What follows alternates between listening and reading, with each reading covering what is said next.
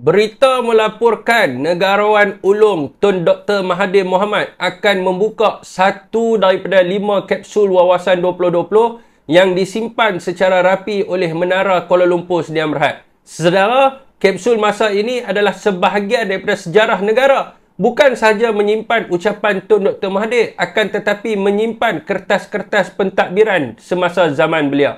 Saudara, kapsul ini sudah tertanam, sudah 30 tahun, 3 dekad dah.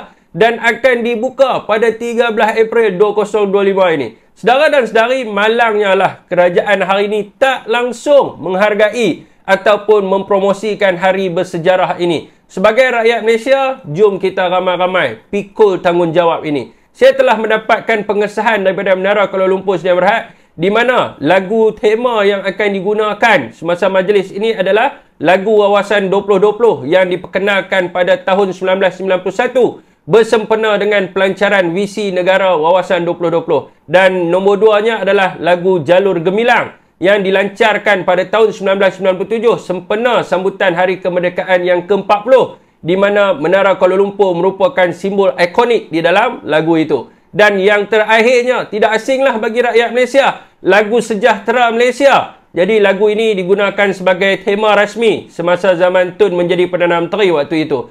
Jom rakyat Malaysia, kita gunakan ketiga-tiga lagu ini untuk buat video dan mempromosikan hari yang penuh bersejarah bersama dengan Tun Dr. Mahathir Mohamad di Menara Kuala Lumpur. Apakah respon rakyat Malaysia? Boleh tak semua orang jadi ejen untuk menyebarkan berita ini agar menjadi viral? Jangan lupa datang beramai-ramai pada 13 April tahun 2025 jam 10 pagi. Dan terbuka kepada semua rakyat Malaysia. Pelbagai juadah disediakan. Jom kita bersama dengan Tun Dr. Mahathir dalam hari yang penuh bersejarah ini.